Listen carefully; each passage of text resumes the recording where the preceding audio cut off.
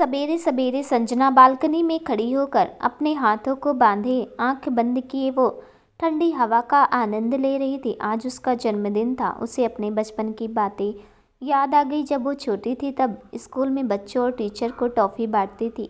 हर साल उसके पापा उसके स्कूल फ्रेंड्स को घर पर इनवाइट करते थे और केक लेकर उसके बर्थडे को सेलिब्रेट करते थे। बचपन की यादों को याद करके उसके चेहरे पर मुस्कान आ गई।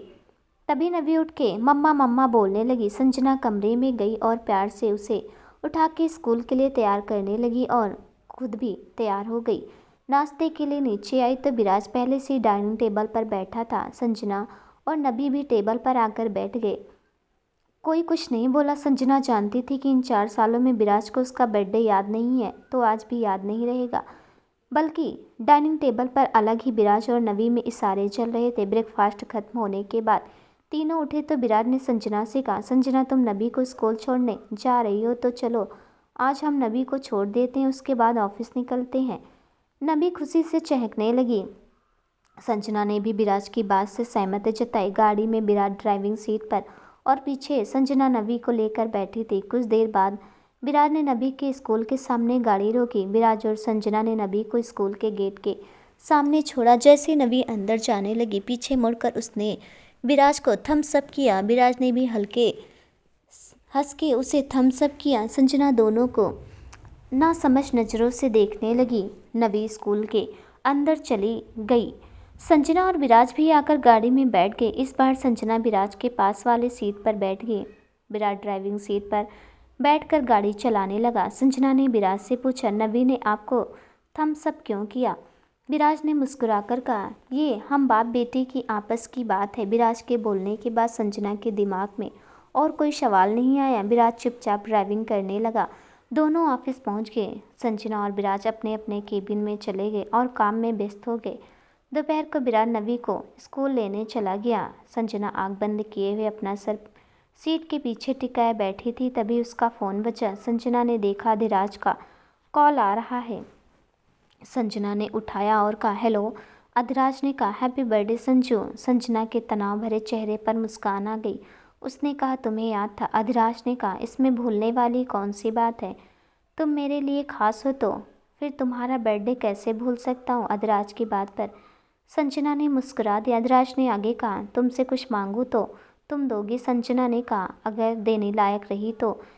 अधिराज ने कहा, सिर्फ तुम्हारी 2 घंटे चाहिए। संजना ने पूछा, 2 घंटे पर किस लिए? अधिराज ने कहा, अब ज़्यादा सवाल नहीं, मैं तुम्हें एक लोकेशन भेज रहा हूँ, उस पर पहुँच जाना। संजना उससे पहले कुछ बोलती अधिराज ने फ़ोन काट दिया। वो सोचने लग गई कि वो जाए कि ना जाए। संजना ने टाइम देखा तो दोपहर के 4:30 बज रहे थे। उसने विराज को फ़ोन लगाया तो विराज ने मीटिंग में बोलकर फ़ोन काट दिया। वो चुपचाप अपने केबिन में बैठी रही। दोबारा टाइम देखा तो इस बार घड़ी में 5 बजने का इशारा कर रहे थे। संजना ने गाड़ी की चाबी उठाई और अधिराज के दिए हुए लोकेशन पर चल दी। वहीं उधर विराज संजना का कॉल रखने के बाद डेकोरेशन करने में बिजी हो गया। नबी को घर पर ले आकर विराज दोबारा ऑफिस नहीं गया और घर पर संजना के बर्थडे की तैयारी करने लग गया। साथ में छोटी सी नबी भी विराज की मदद करने में जुटी थी और बाकी नौकर भी घर के बाकी हिस्सों को गुब्बारे से सजा रहे थे। संजना ड्राइविंग करते हुए जा रही थी। अभी भी उसे पहुंचने में करीब 2 घंटे का वक्त लगने वाला है, इसलिए वो गाड़ी को थोड़ा स्पीड में चलाने लग गए। 2 घंटे बाद वो अधिराज के बताए हुए पते पर पहुंची। पूरा एरिया सुनसान था और ऊपर से अंधेरा। संजना के मन में अब डर उठने लगा। उसने अधिराज को फ़ोन लगाया। रिंग जा रही थी लेकिन अधिराज उसका फ़ोन नहीं उठा रहा था। तभी पीछे से किसी की आने की आहट सुनाई दी। संजना जैसी पीछे देखने को मुड़ी तभी किसी ने उसकी आंखों पर पट्टी बांध दी। संजना ने डरकर कहा, कौन है? मैं हूँ। ये आवाज़ सुनकर संजना कुछ जानी पहचानी लगी। उसकी सांस में सांस आई और उसने कहा, अधिराज हम कहाँ हैं? अधिराज ने कहा, बस मेरे साथ चलती जाओ। अधिराज संजना का हाथ पकड़े उसे अपने साथ ले गया। धीरे धीरे करके वो संजना को ले जा रहा था। तभी अचानक अधिराज रुका और संजना का हाथ छोड़कर वो उसके पीछे गया और उससे कहा, तुम तैयार हो? संजना ने कसमकस में हाँ में सिर हिलाया। अधिराज ने बंधी पट्टी को खोल दिया। संजना ने धीरे धीरे अपनी आंखें खोलकर देखा तो वो पूरी तरह से हैरान रह गई। उसने पीछे मुड़कर अधिराज को देखा जो मुस्कुरा रहा था। पेड़ों की डालियों पर जलती लैंप लटकी हुई थी। बीच में एक टेबल रखा हुआ था जिस पे सफ़ेद चद्दर से ढका हुआ था और उस पर दो दो बड़ी बड़ी कैंडल स्टैंड पर कैंडल चल रही थी। टेबल के दो साइड पर चेयर रखी हुई थी और आसपास जमीन पर गुलाब के फूल बिखरे हुए थे। अदराज ने संजना का हाथ पकड़ लिया और कहा, चलो तुम्हारा बर्थडे सेलिब्रेट करते हैं। अदराज हाथ पकड़ते हुए संजना को टेबल पर ले आया जहाँ केक रखा हुआ था। अदराज ने मुस्कुराते हुए उसे चाकू पकड़ाया। संजना ने चाकू लिया और केक काटा। अदराज ने ताली बजाते हुए कहा, happy birthday to you. Happy birthday Sanjana. Sanjana ने पीस लिया और अदराज को खिलाया। बदले में अदराज ने भी संजना को खिलाया। अदराज ने एक टेबल खींचा और उसे बैठने का इशारा किया। संजना चेयर पर बैठ गई।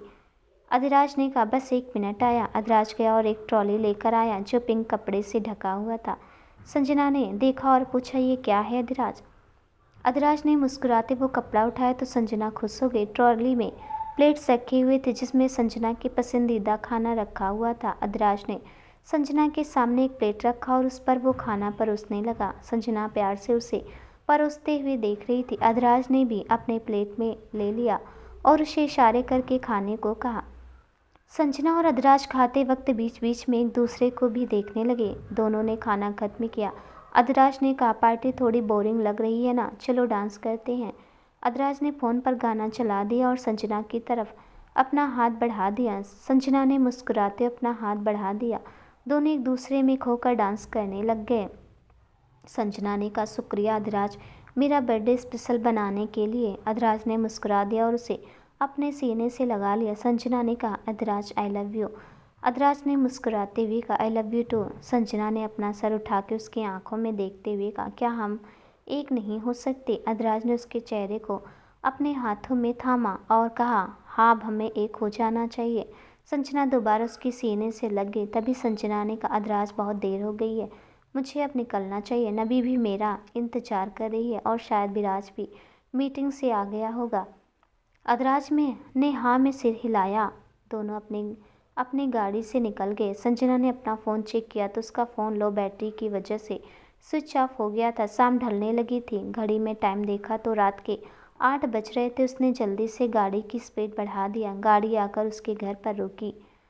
उसने घर पर रुके और चैन की सांस लिया। फ्रंट मिरर में उसने अपने आप को देखा, फिर गाड़ी को पार्क करके घर के अंदर गई। घर का नज़ारा देखकर वो एकदम से चौंक गई। घर पूरा गुब्बारे से सजा हुआ था। घर के सारे सदस्य हॉल में मौजूद थे। तभी नबी की नज़र बाहर दरवाजे पर पड़ी और वो खुशी से चिल्लाने लगी, पापा मम्मी आ गई, वो देखो। सबने मुड़कर दरवाजे की तरफ देखा। सब संजना को देखने लगे। सब सवाल भरी नज़रों से संजना को देख रहे थे। संजना धीरे धीरे कदम बढ़ाकर वो अंदर आई। तभी सावित्री ने गुस्से से उसकी बाजू पकड़कर अपनी तरफ किया और चिल्लाते हुए कहा, कहाँ गई थी तू इतनी देर से? सब तुझे फ़ोन लगा रहे थे और तेरा फ़ोन बार बार स्विच ऑफ बता रहा था। कहाँ मर गई थी तुम? तभी विराज बीच में और कहा, रुक जाइए माँ, संजना ज़रूर किसी बिजनेस मीटिंग में गई होगी, तभी इतना वक्त लगा और शायद संजना किसी काम से गई होगी।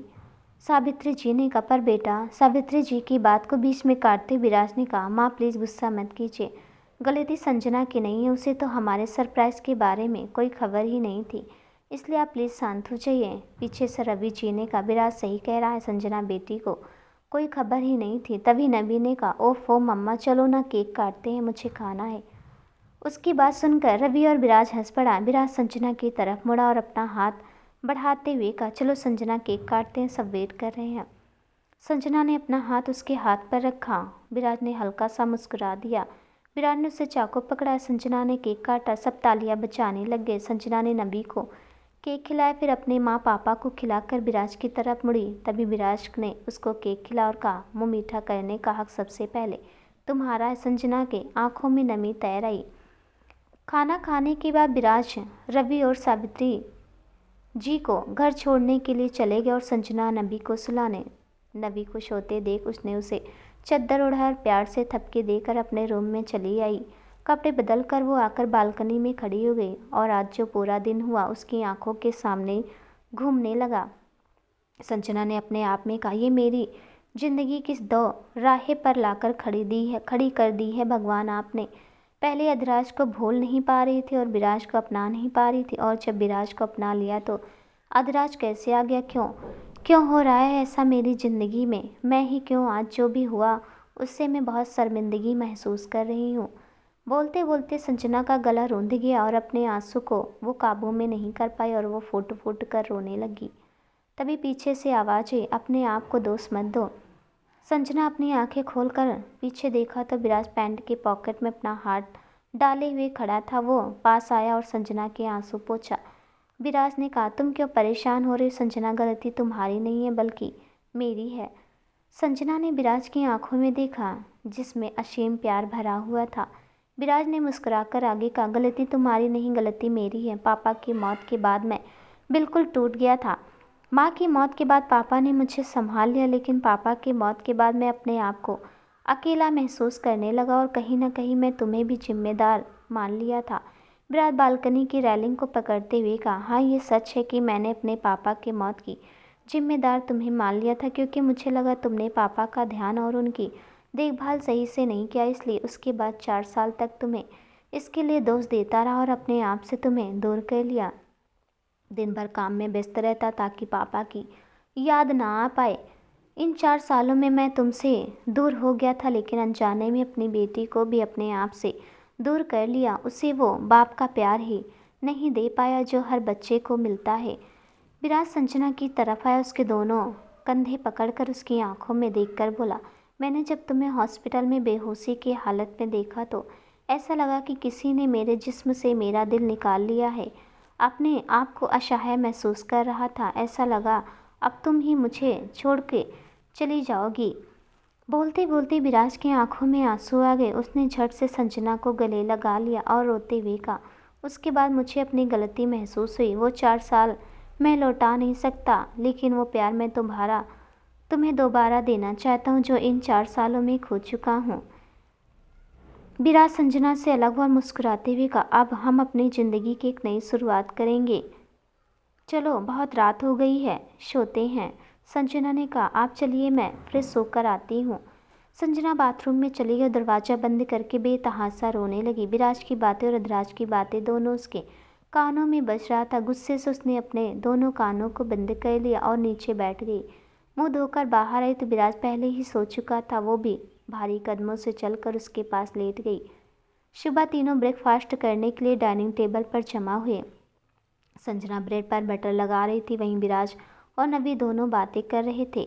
विराज ने खाते खाते संजना से कहा, संजना 1 हफ्ते बाद हम तीनों वर्ल्ड टूर पर जा रहे हैं, बस तुम्हारा पासपोर्ट इशू करवानी है। ये सुनकर नवी खुशी से चहकने लगी। विराज उसको देखकर मुस्कुरा दिया। चलते चलते संजना के हाथ रुक गए। उसने नज़रें चुरा कर कहा, मैं नहीं जा पाऊंगी। विराज ने पूछा, क्यों, कोई दिक्कत है? काम की टेंशन ले रही हो तो वो भूल जाओ। मैंने रीना को जिम्मेदारी दे दिया है कि 1 महीने तक कोई मीटिंग डील ना रखे। संजना ने कहा, नहीं नहीं वो बात नहीं है। वो क्या है ना, नबी के एग्ज़ाम आने वाले हैं और मेरी तबीयत ठीक नहीं थी तो मैं उससे पढ़ा भी नहीं पाई। तभी नवी बीच में बोल पड़ी, पर मम्मा मुझे घूमने जाना है, मुझे बहुत सारे पिक्चर्स खींचना है। संजना ने आंखें बड़ी करते हुए कहा, नबी कितनी बार कहा है कि बड़ों के बीच में बोलना नहीं करते। जल्दी ब्रेकफास्ट खत्म करो, स्कूल के लिए देरी हो रही है। डांट पड़ने से नबी चुपचाप खाने लगी।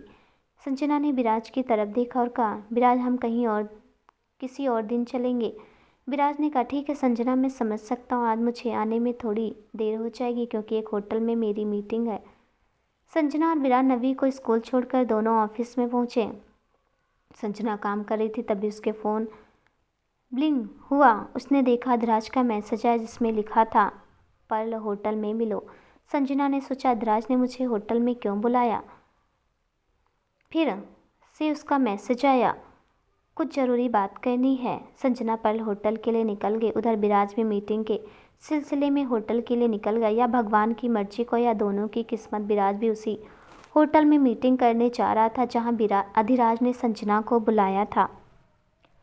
संजना पर्ल होटल पहुंचती है जहां अधिराज पहले से उसका रेस्टोरेंट एरिया में वेट कर रहा था। उस वक्त रेस्टोरेंट एरिया में 1-2 आदमी बैठे हुए थे। संजना जाकर कुर्सी पर बैठ गई। संजना ने अधिराज से पूछा, तुमने मुझे यहाँ क्यों बुलाया है? अधिराज ने संजना से कहा, संजना तुम सही कहते हो, हमें अब एक हो जाना चाहिए। जो दर्द हमने 4 सालों में बिताए हैं उसे मिलकर काटना चाहिए। अदराज की बातें सुनकर संजना हल्का मुस्कुरा देती। अदराज ने पूछा, क्या हुआ, तुम खुशी नहीं लग रही हो? मैं समझ सकता हूँ। अदराज उठकर संजना के गले लग गया। उसके सीने से लगी। संजना ने आंखें बंद कर ली। आंखें बंद करके उसे विराज का चेहरा आने लगा। विराज गाड़ी से पल होटल के सामने पहुंचा। होटल के बाहर उसकी सेक्रेटरी रीना खड़ी थी। रीना ने कहा, सर चलिए, क्लाइंट आपके लिए वेट कर रहे हैं। तभी विराज का फ़ोन बजा। उसने उठाया और रीना से कहा, तुम क्लाइंट के पास जाओ, मैं आता हूँ। रीना अंदर चली गई। विराज फ़ोन पर बात करते हुए अंदर आया और रिसेप्शन पर मीटिंग रूम के बारे में पूछा। रिसेप्शनिस्ट ने कहा, सर आगे जाकर लेफ्ट डोर है, वहाँ है मीटिंग रूम। विराज ने थैंक यू कहा, पर फ़ोन पर बातों में मशगूल होने के कारण उसने ध्यान से रिसेप्शनिस्ट की बातें नहीं सुनी। वो बातें करते करते राइट मुड़ गया जहाँ रेस्टोरेंट एरिया था। विराज वहाँ गया तब तक उसके फ़ोन पर बात भी हो चुकी थी। विराज रेस्टोरेंट एरिया को देखकर कहा, अरे शायद मैं गलत जगह पहुँच गया हूँ। वो जाने के लिए जैसे ही मुड़ा उसके पैर रुक गए। उसने घूम के देखा तो उसके पैरों तले ज़मीन खिसक गई। सामने का नज़ारा देखकर उसकी आंखों में आंसू बहने लग गए। अधिराज और संजना गले मिले हुए थे। दोनों की आंखें बंद थी, इसलिए दोनों विराज को देख नहीं पाए। विराज लड़खड़ाकर गिरने ही वाला था कि एक वेटर ने आके पीछे से पकड़ लिया और कहा, अरे साहब आप ठीक है ना? विराज की आंखों में दर्द उतर आया। उसे अब भी विश्वास नहीं हो रहा था। उसके सर से पसीना बहने लग गया। वो भागता हुआ होटल से बाहर निकल गया। संजना और अधिराज एक दूसरे के गले मिले देख विराज को बहुत बड़ा झटका लगा था। वो भागते होटल से बाहर और गाड़ी लेकर सीधे घर की तरफ मोड़ दिया। उसे अभी भी विश्वास नहीं हो रहा था कि संजना और अधिराज एक दूसरे से प्यार करते हैं।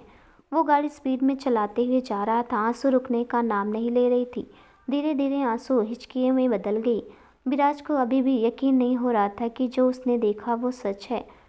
उधर संजना अधिराज से अलग हुई और कहा, अधिराज मुझे जाना चाहिए। विराज भी मीटिंग करके ऑफिस में लौट रहा होगा। अधिराज ने हाँ में सिर हिलाया। अधिराज ने बिल भरा और दोनों अपने अपने गाड़ी से निकल गए। संजना ऑफिस पहुंची और विराज के केबिन में देखा तो वो अभी भी नहीं आया हुआ था। संजना अपने केबिन में चली और काम में व्यस्त हो गई, पर फिर भी उसका मन काम में नहीं लग रहा था। रह रहकर उसे विराज और अधिराज की बातें याद आ रही थी। झुंझलाकर उसने पियोन से कॉफ़ी मंगवा लिया। दिन में वो 5 बार कॉफ़ी पी चुकी थी, लेकिन फिर भी उसके दिमाग से विराज और अधिराज की बातें जाने का नाम ही नहीं ले रही थी।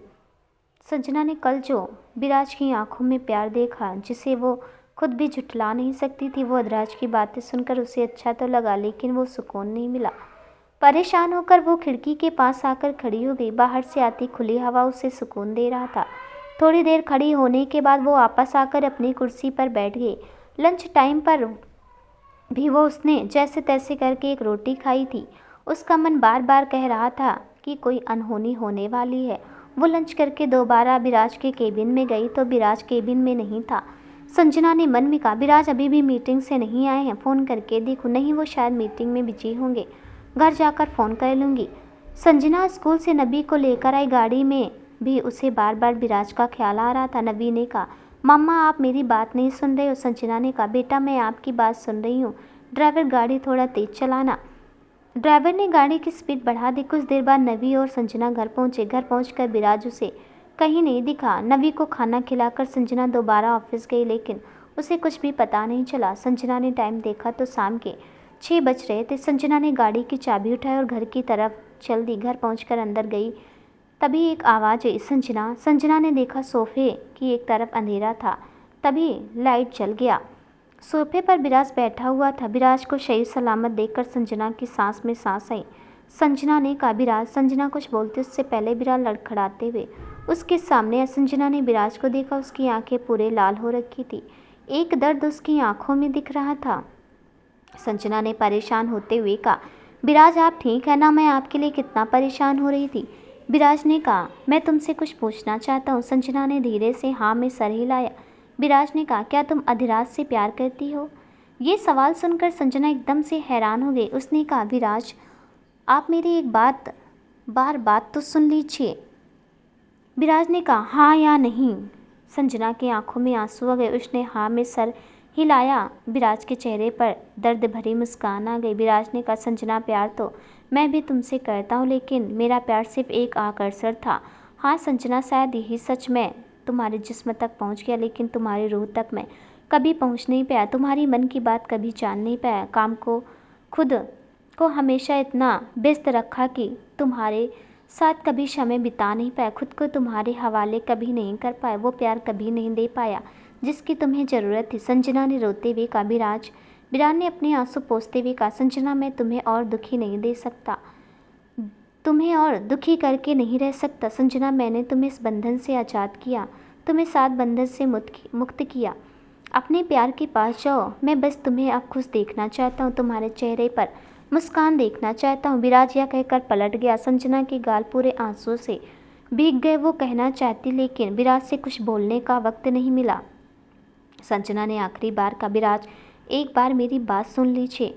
विराज के कानों पर अपने हाथ रखकर कहा, प्लीज़ संजना चली जाओ यहाँ से। संजना धीरे धीरे कदमों से बाहर जाने लगी। आखिरी बार उसने नजरें उठाकर पूरे घर को देखा, फिर विराज को जो उसकी तरफ पीठ किए हुए खड़ा था। संजना भागती भागती हुई अधराज के पास जाने लगी।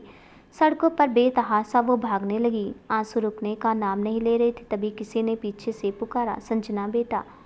आवाज़ सुनकर संजना रुक गई। उसे ये आवाज़ कुछ जाने पहचाने सी लगी। पीछे मुड़कर देखा तो एकदम से हैरान रह गई। परमार जी ने मुस्कुराते हुए उसके सामने खड़े थे। वो बड़ी बड़ी आंखों से परमार जी को देख रही थी। उसे अभी भी यकीन नहीं हो रहा था। परमार जी उसके पास है और प्यार से उसके सर पर हाथ फेरते हुए कहा, क्या हुआ बेटा, कुछ परेशान लग रही हो। संजना कुछ बोल नहीं पा रही थी। उसे अपने आंखों पर विश्वास नहीं हो रहा था। उसने कहा, पापा आप। परमार जी ने मुस्कुराते हुए कहा, हाँ बेटा मैं तुम्हारा पापा। कहाँ जा रही हो सब कुछ छोड़कर। संजना उन्हें कुछ बता नहीं पा रही थी, या कहो उसे आज परमार जी के सामने आंख मिलाने की भी हिम्मत नहीं हो रही थी। संजना ने अपने आंसू पोंछे और कहा, पापा मुझे कुछ समझ नहीं आ रहा, सब कुछ अंधेरा जैसा लग रहा, रोशनी की आस कहीं से दिख नहीं रही है। परमार जी ने कहा, जब सब कुछ अंधेरा जैसा लगे तो हमेशा शांत मन से सोचना चाहिए कि कौन सा रास्ता तुम्हें सही मंजिल तक पहुंचाएगा, कौन सा रास्ता तुम्हें हमेशा मजबूत बनाए रखेगा। परमार जी ने आगे कहा, बेटा ज़िंदगी में ऐसे पल भी आते हैं जब तुम्हें सिर्फ एक को चुनना पड़ता है, और ज़िंदगी की वही रास्ता तुम्हें सबसे सुख देता है। याद रखना, हमेशा उसका ही साथ देना जो तुम्हें सच्चे मन से अपना सके। पीछे से किसी की गाड़ी वाले हॉर्न मारा। संजना ने पीछे मुड़कर देखा तो सफ़ेद रंग की गाड़ी खड़ी थी। संजना साइड में हट गई और दोबारा परमार जी की तरफ मुड़ी तो बिल्कुल चौंक गई। परमार जो वहाँ नहीं थे। संजना ने इधर उधर देखा, लेकिन परमार जी कहीं भी नहीं थे। संजना ने अपने आंसू को साफ किया और बड़े बड़े कदमों से वो अधराज के पास पहुंची, जहां अधराज हमेशा अकेले वक्त बिताता है। भागने के कारण संजना हाँफने लगी। अधराज उसकी तरफ पीठ किए खड़ा था। संजना ने जोर से कहा, अधराज। अधराज मुड़ा और संजना के पास है। संजना मुझे पता था तुम आओगी। संजना ने कहा, अधराज मुझे तुमसे बात करना है। अधराज ने मुस्कुराकर कहा, मुझे पता है तुम क्या कहोगी, यही ना कि तुम मेरे साथ नहीं चलना चाहती हो। संजना हैरानी से अधराज को देखने लगी। अधराज ने कहा, संजना विराज मुझसे ज़्यादा प्यार करता है, ये सच है। संजना उस वक्त हॉस्पिटल में मैंने विराज की आंखों में तुम्हारे लिए प्यार और तुम्हें खोने का दर्द देखा था। संजना ने कहा, मैं कुछ समझी नहीं। अधीराज ने कहा, संजना बचपन से तुम्हें जानता हूँ, तुमने मेरे हर सुख दुख में मेरा साथ दिया है, पर मैंने वो भी नहीं किया। जब तुम्हारी शादी की खबर मिली मुझे तुम पर बहुत गुस्सा आया। मैंने सोचा तुम पैसों वालों से प्यार करती हो, लेकिन 4 साल बाद पता चला कि नहीं, गलत था मैं और सही तुम। उस वक्त अपने प्यार की खातिर मैं तुम्हारी शादी को रोक सकता था, तुम्हारी माँ को हम दोनों की सच्चाई बता सकता था, लेकिन मैं खुद गर्ज निकला। और आज विराज को देखो, हमारी सच्चाई पता होने के बावजूद भी तुम्हारी खुशियों के लिए उसने अपनी खुशी कुर्बान कर दी। संजना ने आंखों से आंसू बहे जा रहे थे। आज वो विराज को दर्द में छोड़कर आई थी। अधराज ने कहा, जाओ संजना, विराज तुम्हारा इंतजार कर रहा है। संजना अधराज की नहीं, संजना तो विराज की और हमेशा रहेगी। संजना रोते हुए उसके गले मिल गई। अधराज ने उसके सर को प्यार से सहलाया। अधराज ने आंखों से इशारे से उसे जाने को कहा। संजना दौड़ती हुई वापस अपनी मंजिल की तरफ गई, जहां उसका प्यार, उसका विराज उसका इंतजार कर रहा है। संजना घर के अंदर आई तो विराज सोफे पर अपना सर झुकाए नीचे ज़मीन पर बैठा था और सिसक रहा था। संजना विराज के पास आकर बैठ के उसे के सर पर प्यार से हाथ फेरने लगा। विराज को किसी के स्पर्श का एहसास। उसने सर ऊपर करके देखा तो संजना की अपने सामने देखकर वो हैरान रह गया। उसने कहा, तुम गई नहीं? संजना ने ना में सिर हिलाए। विराज ने कहा, क्यों? संजना ने मुस्कुराकर कहा, क्योंकि मैं आपको छोड़कर कहीं भी नहीं जा सकती। आपके बिना रहकर मेरे से नहीं होगा। मैं आपसे बहुत बहुत प्यार करती हूँ। आपका प्यार आकर्षण नहीं, एक सच्चा प्रेम है। विराज झट से संजना के गले लग जाता है। दोनों की आंखों में प्रेम के आंसू बहे जा रहे थे। विराज ने रोते हुए कहा, आई एम सॉरी, मुझे माफ़ कर दो। मैं कभी भी तुम्हारा दिल नहीं दुखाऊंगा। तुम्हें बहुत प्यार दूंगा, बहुत बहुत सारा प्यार दूंगा। आई लव यू। विराज की बात सुनकर संजना ने मुस्कुरा दिया और कहा, आई लव यू टू। बस चुप हो जाइए। यूँ गले मिलने के बाद संजना विराज से अलग हुई। उसे ध्यान से देखा। रो रो कर उसकी आंखें पूरी लाल हो चुकी थी और गालों पर आंसू सूख चुके थे। संजना ने विराज का चेहरा अपने हाथों में थामा, उसके होंठ पर अपने होंठ रख दिया। विराज ने उसे अपने और करीब खींच लिया। दोनों की सांसें, दिल की धड़कन एक ही रफ्तार पर दौड़ रही थी। संजना विराज से अलग हुई और मुस्कुराते हुए अपना सर विराज के सिर से टिका दिया। विराज प्यार भरी नज़रों से संजना को देख रहा था। 2 साल बाद संजना ने एक सुंदर से बेटे को जन्म दिया। उसके नए नक्श बिल्कुल विराज से मिलते हैं। नवी भी अपने छोटे भाई को देखकर बहुत खुशी हुई। नवी ने प्यार से संजना से पूछा, मम्मा बेबी का नाम क्या होगा? संजना और विराज ने एक दूसरे की तरफ देखा। विराज ने हाँ में सर हिलाया। दोनों ने एक साथ कहा, अधिराज। मुझको फिर वही सुहाना नज़ारा मिल गया। इन आँखों को दीदार तुम्हारा मिल गया। अब किसी और की तमन्ना क्यों करूँ मैं, जब मुझे तुम्हारी बाहों का सहारा मिल गया। दोस्तों, ये कहानी अब इसी पर समाप्त होती है। मिलती हूँ एक नई कहानी के साथ। तब तक के लिए नमस्कार।